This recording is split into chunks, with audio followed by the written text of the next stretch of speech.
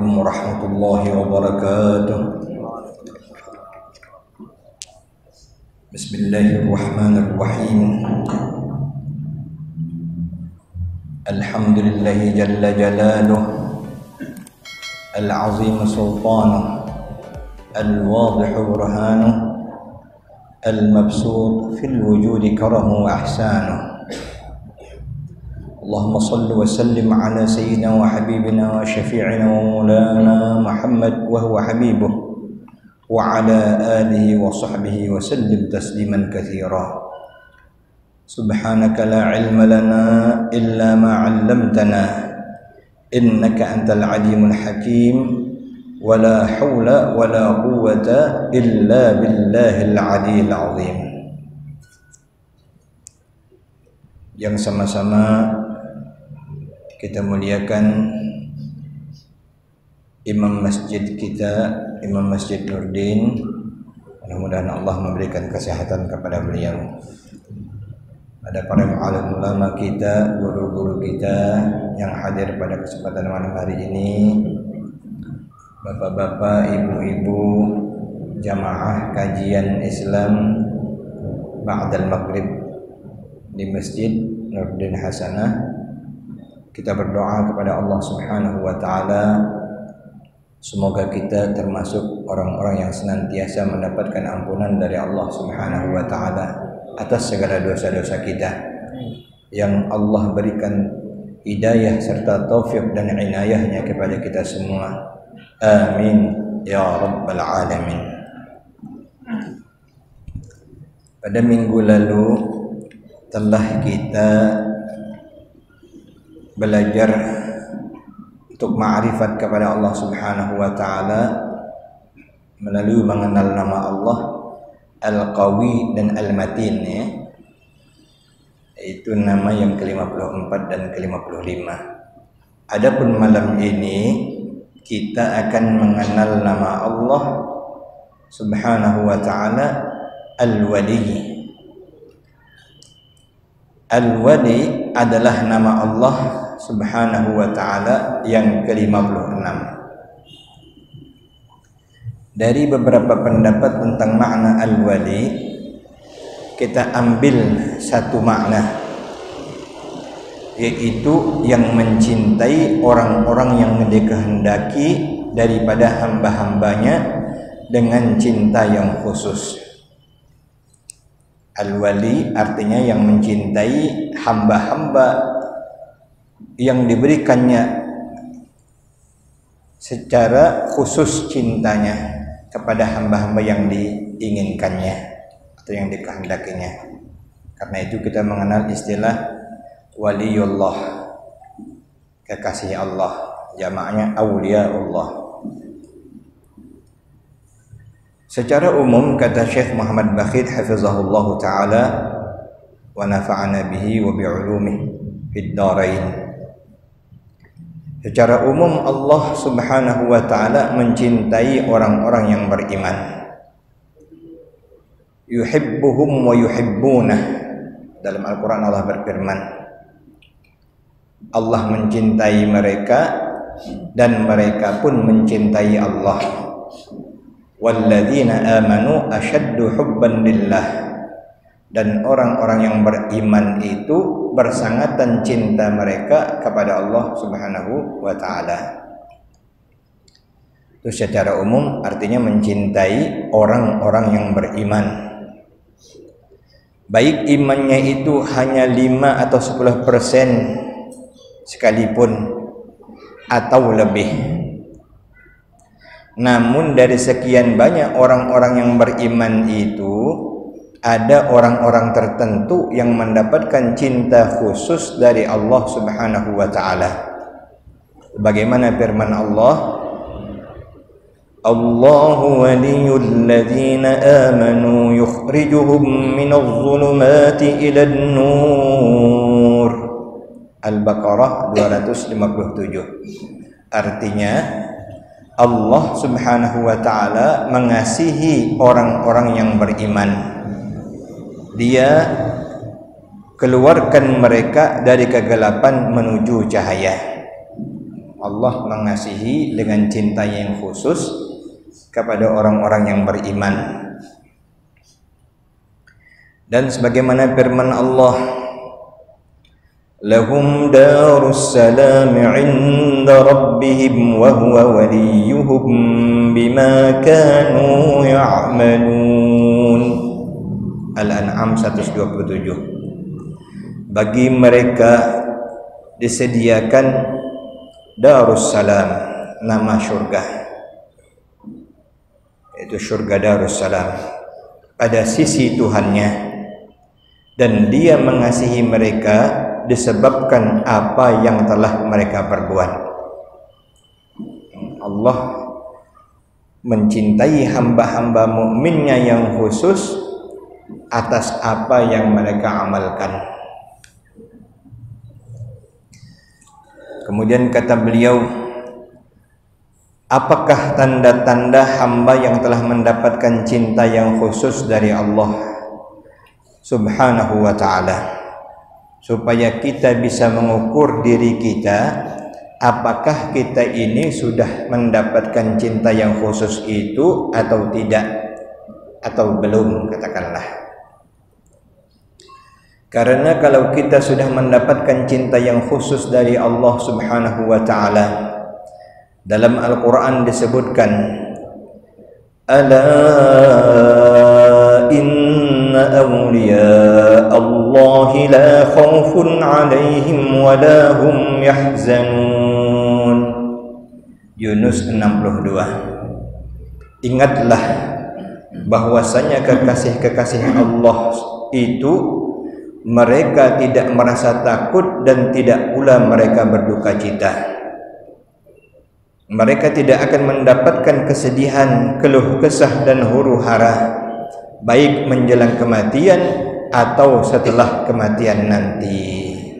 Nah, itu diantara syarahnya, la khaufun alaihim wa la hum yahzanun, bahwa mereka tidak akan mendapatkan kesedihan, tidak keluh kesah, tidak huru hara dalam kehidupan dunia ini sampai kepada tahap menjelang kematian atau setelah kematian nanti, karena mereka bersama Allah. La khaufun, tidak ada bagi mereka itu rasa takut terhadap apa yang belum terjadi karena mereka bersama Allah. Wala hum yahzanun, dan mereka tidak pernah bersedih terhadap apa yang telah terjadi yang lalu. Tidak mereka kecewa, tidak pernah mereka menyesalkan akan nasib mereka, tidak pernah ada kritik di hati mereka. Yang ada hanyalah ridha kepada Allah, dan terhadap yang kemudian mereka penuh dengan raja, harapan dan keyakinan yang penuh kepada Allah Subhanahu wa ta'ala.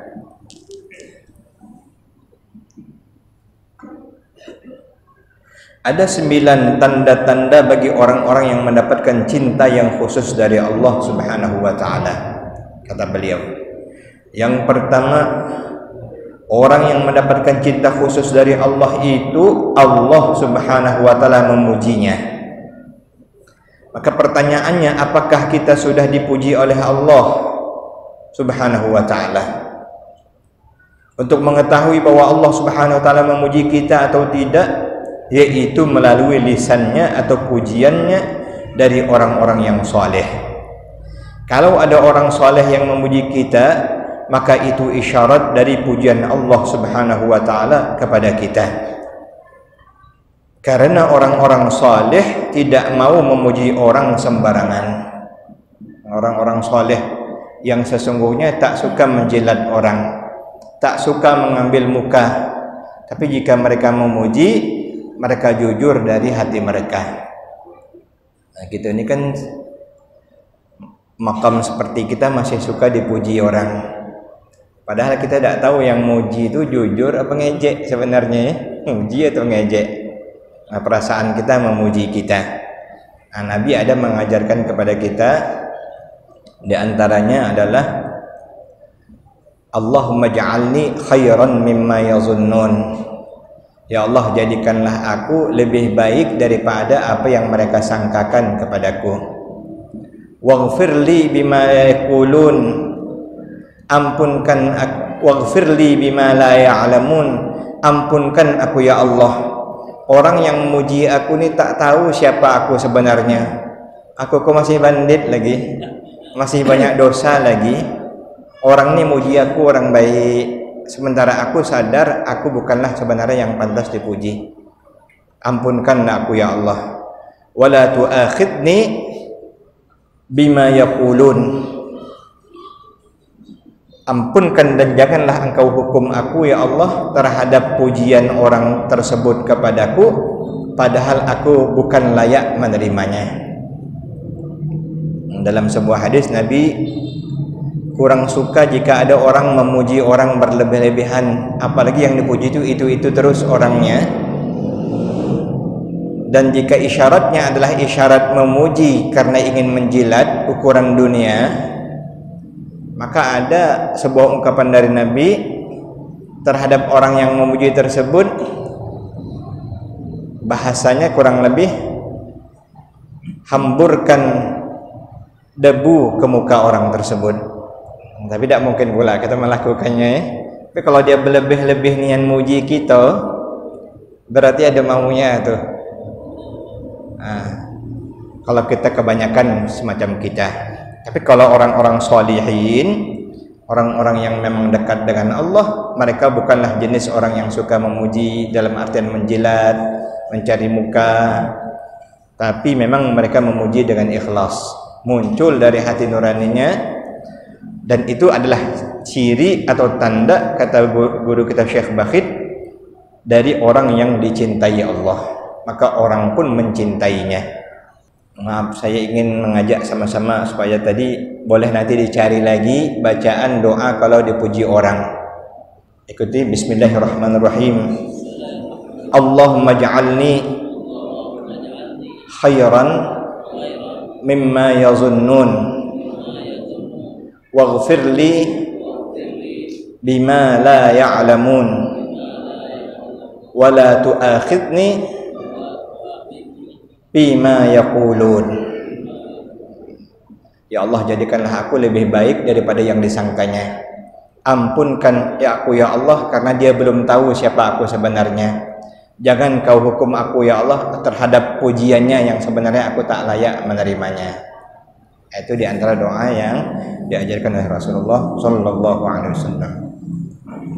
Kedua, Allah keluarkan dari kegelapan menuju cahaya. Allah keluarkan orang tersebut dari kegelapan minaz-zulumati ilan nur, menuju cahaya. Jadi tanda orang yang dicintai Allah, terus Allah giring orang tersebut dari buruk jadi baik. Jadi mohon maaf, preman yang tidak pernah dekat dengan Allah, walaupun masih preman, sekarang menjadi preman yang dekat dengan Allah. Tadi preman jauh dari Allah, sekarang menjadi preman yang dekat dengan Allah Subhanahu wa taala.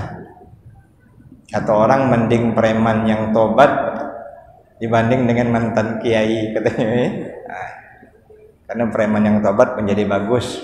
Kalau mantan kiai konotasinya jelek. Wal iyad billah. Atau kita husnuzan, sebenarnya tak ada mantan kiai. Kalau orang yang berilmu di sisi Allah, kita husnuzan lah, husnuzan kepada mereka. Baik. Maksudnya Allah Subhanahu wa taala selalu memberikan bagi orang yang dikasihinya itu segera mereka bertaubat apabila terjerumus ke lembah dosa atau kegelapan. Jadi kalau salah, orang yang dikasihi Allah itu segera sadar, segera bertobat kepada Allah Subhanahu wa taala. Baik perbuatan yang sifatnya zahir, salah perbuatan zahirnya, gawe tangannya, ucapan lisannya, pekerjaannya, ataupun suara hatinya. Hati kita ini hanya Allah yang tahu. Kalau makhluk lihat hati kita, malu kita sebenarnya. Jujur, saya sendiri termasuk merasa dan menyadari masih banyak buruknya di hati ini. Saya curiga dengan orang, masih ada iri dengan orang, masih ada dendam dengan orang, masih ada benci dengan orang, masih ada menganggap orang lain lebih rendah daripada kita. Nah, sebenarnya malu, banyak hal-hal yang tak baik. Bagi mereka kesalahan zahir maupun kesalahan batin, segera mereka sadar dan bertobat kepada Allah Subhanahu wa taala. Ciri orang yang dikasihi Allah. Tapi orang yang tak dikasihi Allah walaupun sadar salah, laju terus. Tak apa-apa dah.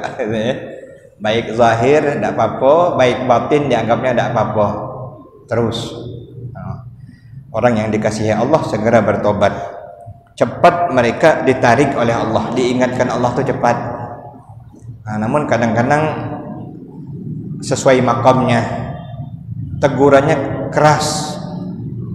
Contoh Nabi Ibrahim alaihissalam, contoh Nabi Allahumma salli ala sayyidina Muhammad, Nabi Daud alaihissalam. Ada keliru sedikit Allah ingatkan cepat, tetapi lihatlah sampai 40 hari beliau nangis taubatnya. Nabi Ibrahim ketika merasa salah bertobat luar biasa.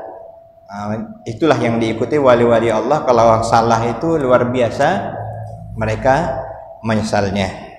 Sampai-sampai diibaratkan bahwa tumbuh rumput-rumputan oleh sebab air mata Nabi Daud alaihissalam.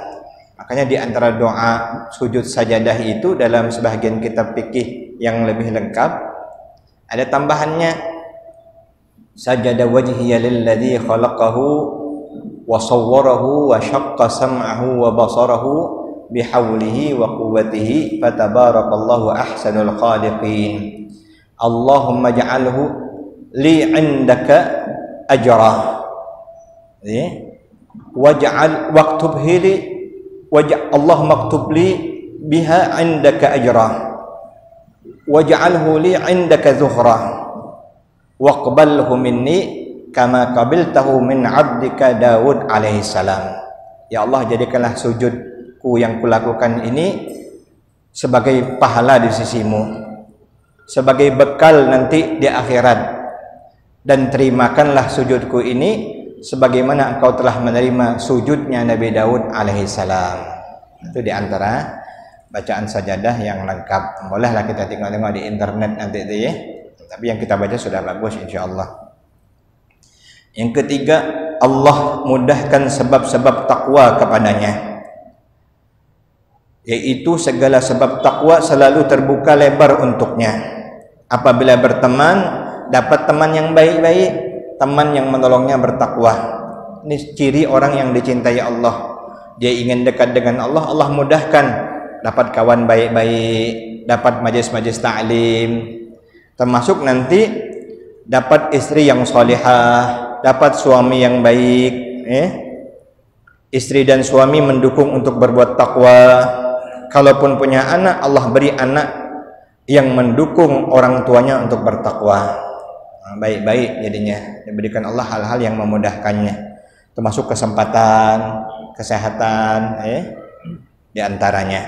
Walaupun masing-masing sebaliknya nanti ada juga cobaan. Karena seberat-berat cobaan ini, kata Rasulullah SAW,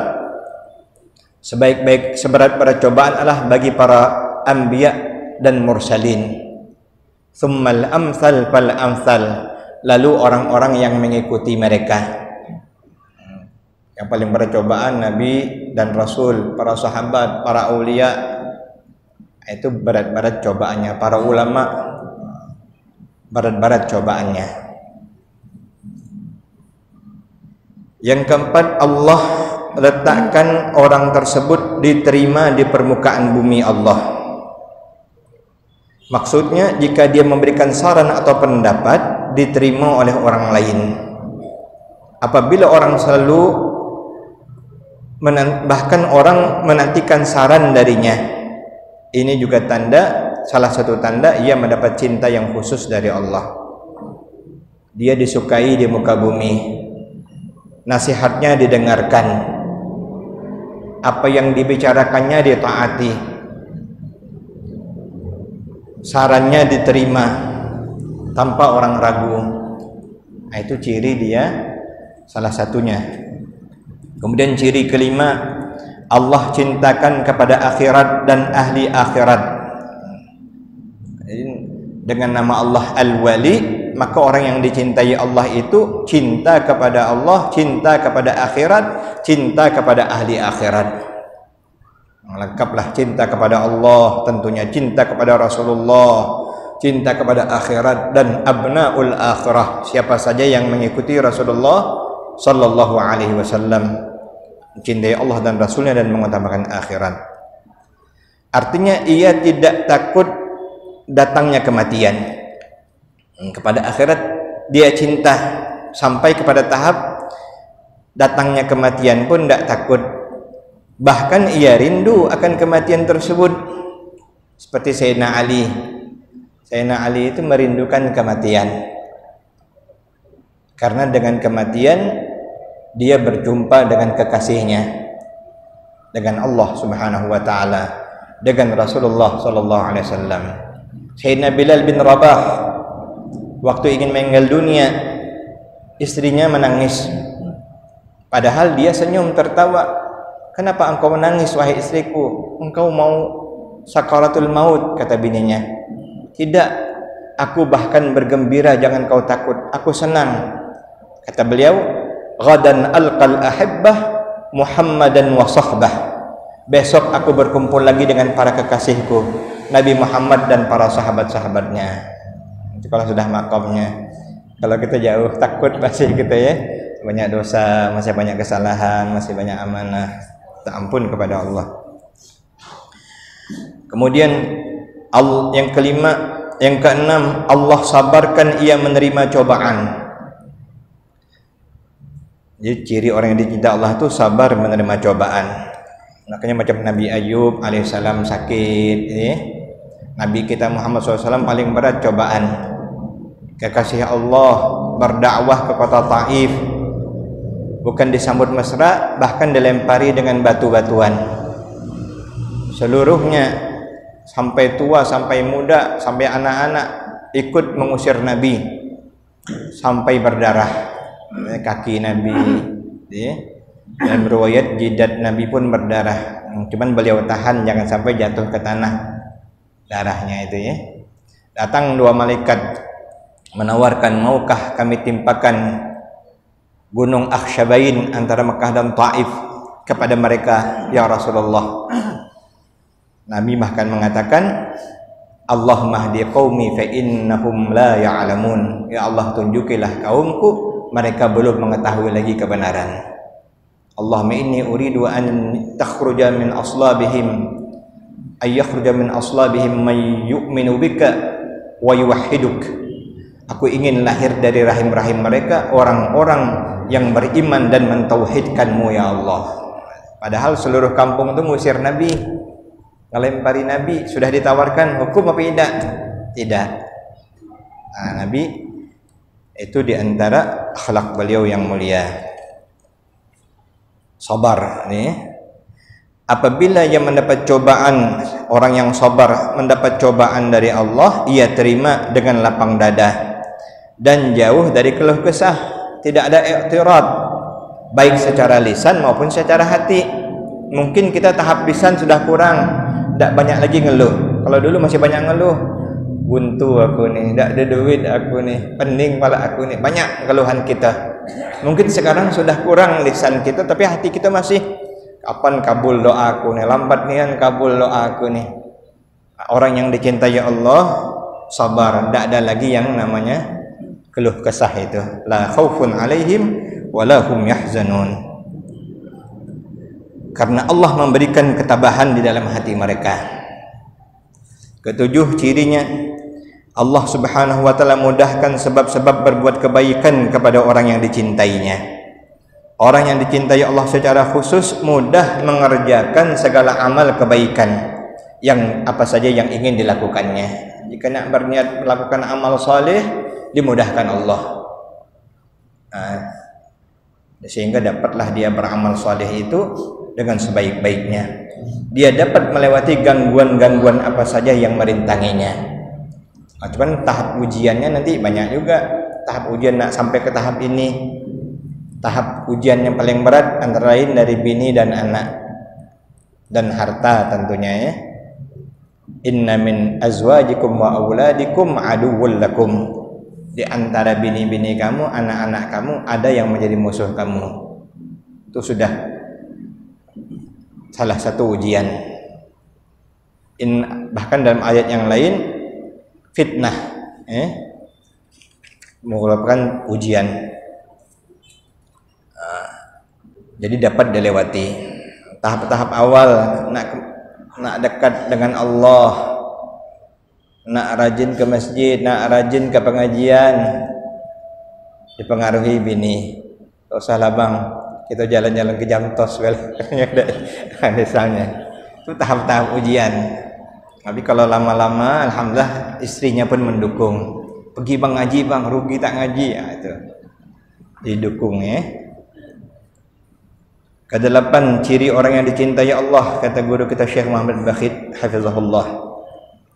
Allah Subhanahu wa taala berikan kepadanya sifat tawakal. Kepercayaan bahwa hanya kepada Allah dalam segala urusan dia menyerahkannya. Benar-benar berserah diri kepada keputusan dan ketetapan Allah Subhanahu wa taala. Wa 'alallahi falyatawakkalul mutawakkilun, firman Allah. Tawakal kita ni lain. Tawakal kita ni tawakal, mohon maaf sayalah dulu. Tawakal orang pemalas tanpa usaha. Padahal tawakal itu ikhtiar, usaha, yakin Allah yang menentukan dan rela dengan keputusan Allah, berserah diri dan rela apa saja yang telah ditakdirkan Allah untuknya. Cuman dalam tahap tertentu memang kalau sudah tawakalnya paten, itu Allah akan jaga orang tersebut. Nabi bilang kalau kamu bersungguh-sungguh tawakal, law tatawakkaltum 'ala Allahi haqqa tawakkulih la razaqakum kama razaqat tayra. Allah akan beri rezeki kepada kamu seperti Allah beri kepada burung. Taruhu ji'anan atau kama qala sallallahu alaihi wasallam, keluar dari sarangnya dalam keadaan lapar dan pulang dalam keadaan kenyang, bitanan. Pergi tak ada, balik ada. Itu kalau tapi terbang juga burung tu dah ya. Ada pula dia berdiam dalam sangkarnya tak. Kemudian yang ke-9, cirinya Allah Subhanahu wa taala perlihatkan kepadanya aib dirinya. Orang yang dikasihi Allah akan melihat aib dirinya, mengenal dirinya, aib-aibnya. Artinya adalah setiap hari yang selalu diperhatikannya adalah aib atau cacat pada dirinya, sehingga tidak sempat melihat aib orang lain dan dia berusaha memperbaiki aibnya itu. Tak sempat lagi mikirkan orang lain. Orang-orang yang suka melihat keaiban orang lain tandanya jauh dari cinta Allah Subhanahu wa taala. Ciri orang yang dicintai Allah, dia melihat aib-aib dirinya lalu berusaha memperbaikinya, terus diperbaikinya. Itulah yang sibuk setiap harinya, selain dia taat kepada Allah melalui mengerjakan yang diperintahkan Allah, menjauhi yang dilarang Allah, ingat zikir kepada Allah, salawat kepada Rasulullah, berbuat baik, sedekah jika dia punya kelebihan harta, mendoakan orang-orang lain, dan senantiasa berusaha dia mengoreksi dirinya. Makanya kita punya catatan yang buruk, itu yang dibuat agenda. Yang baik itu boleh juga, tapi untuk ditingkatkan. Tapi agak mengkhawatirkan, takutnya kalau kita mengagendakan yang baik timbul ujub, rasa hebat, takabur. Pagi ini aku telah sedekah, jam segini aku telah salat duha, catat misalnya. Akhirnya sudah sebulan nyatat, hebat aku nih sudah. Timbul ujub. Elok catat kesalahan. Pagi ini aku bohong, pagi ini niat hati aku ini, pagi ini di hati aku ada nganggap orang buruk, Pagi ini aku ngatai ini lagi, jam segini aku marahi bini aku. Itu catat. Itu supaya yang macam gitu diperbaiki misalnya. Memang tidak mudah, itu Allah yang membimbing. Tapi kalau sudah Allah menginginkan, Allah beri kemudahan. Makanya teruslah kita bercita-cita yang baik, berdoa yang baik, memohon kepada Allah yang terbaik. Dan permohonan kita yang terbaik adalah permohonan yang disukai Allah. Antara lain agar kita menjadi hamba yang taat kepada Allah, hamba yang dekat dengan Allah, hamba yang dicintai Allah. Itu di antara yang terbaik. Nah, itu 9 tanda-tanda orang-orang yang dicintai Allah. Kemudian kata beliau, apabila 9 tanda itu ada pada diri kita, berarti kita sudah mendapatkan cinta yang khusus itu. 9 tanda. Untuk tahap kita dapat 1-2 lah dulu ya. Nah, kita upayakan 1-2 dulu. Artinya yang kita upayakan untuk Allah, bukan yang kita paksakan. Macam tadi misalnya supaya orang cinta dengan kita, tidak bisa kita maksa orang. Nah, tapi kalau Allah yang memberikannya kepada kita itu mudah. Nah, salah satu yang bisa yaitu kita memeriksa aib diri kita. Sering-sering mengecek, mengkoreksi diri kita. Mungkin pernah saya sampaikan dulu, salah satu amalan seorang aulia Allah dari Sapat, cucu Tuan Guru Sapat, ini saya dengar dari sepupu saya Haji Sufyan Thawri bin Haji Muhammad Alawi, sekarang tinggal di Sampit, Kalimantan Tengah. Maaf, tak tahu Kalimantan mana tuh ya, Sampit lah daerahnya. Dia bertemu dengan ada abah yang namanya Abah Dimyati, dipanggil orang dengan Abah Idam, tinggal di Tembilahan. Cucu Tuan Guru Sapat Syekh Abdurrahman Siddiq. Hari-harinya orang menganggap beliau adalah semacam preman, jago keamanan pasar. Bahkan pernah juga sampai kepada tahap bisa nangkap harimau karena ada bahaya, atau menaklukkan buaya. Secara umum dikenal dengan kuat lah, bahkan boleh dibilang centeng lah. Tak pula orang nampak dia tu orang yang ahli masjid, ahli zikir, tak pula gitu ya. Tapi ketika beliau meninggal dunia, subhanallah, orang-orang mencintainya, merindukannya, mendoakannya, menziarahi kuburnya. Ditanya, ternyata salah satu amalannya, setiap nak tidur itu beliau munajat kepada Allah. Ya Allah, aku mohon ampun kepadamu ya Allah atas dosa-dosaku. Sampai dia mengaku, ya Allah, aku ini bodoh, aku ini tak tahu diri, aku ini bengak, aku ini jahat ya Allah. Kalau bukan Engkau yang mengampuni aku dan menunjuki aku, siapa lagi ya Allah? Itulah tiap malam dia munajat. Sangat tidur dia munajat itu, sangat tidur dia munajat itu. Ternyata itu salah satu sebab Allah nampakkan bahwa beliau termasuk orang-orang yang dicintai oleh Allah Subhanahu wa ta'ala. Demikianlah mudah-mudahan dari 9 tanda ini dan kita bercita-cita dapat termasuk hamba-hamba yang dicintai Allah secara khusus. Tentunya dengan perjuangan, dengan mujahadah, dengan riyadhah, dan syaratnya juga mesti kita menuntut ilmu, berguru, berkawan orang-orang soleh. Itu pendukung-pendukungnya semua. Berusaha membersihkan hati kita. Mudah-mudahan Allah mengampuni dosa kita, senantiasa membimbing dan memberikan kasih sayangnya kepada kita fid dunya wal akhirah. Amin ya rabbal alamin. Ala ya'lamu man khalaqa wa huwal latiful khabir. Ya latifan bi khalqihi, ya aliman bi khalqihi, ya khabiran bi khalqihi ulqub bina. Ya latif ya alim ya khabir, ya latifan bi khalqihi, ya aliman bi khalqihi, ya khabiran bi khalqihi ulqub bina.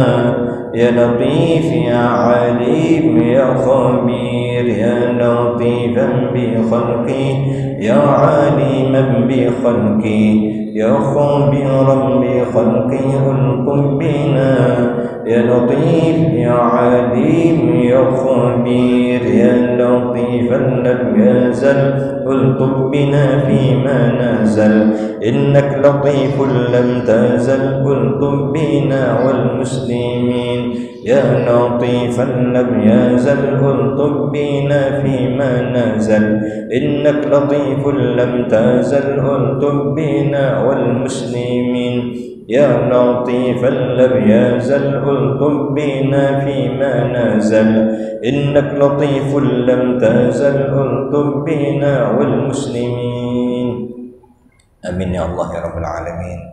بسم الله الرحمن الرحيم. الحمد لله رب العالمين. اللهم صل على سيدنا محمد وعلى آله وصحبه أجمعين.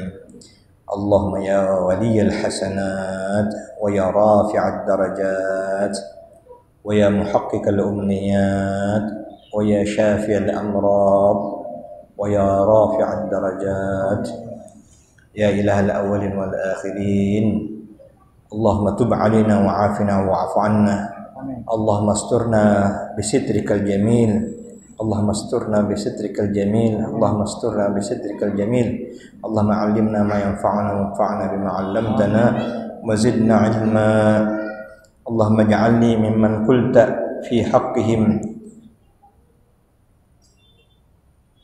ألا إن أولياء الله لا خوف عليهم ولا هم يحزنون واجعلنا يا ربنا بحق من قلت لهم إن ولي الله الذي نزل الكتاب وهو يتولى الصالحين وصلى الله على سيدنا محمد وعلى آله وصحبه وسلم والحمد لله رب العالمين. السلام عليكم ورحمة الله وبركاته.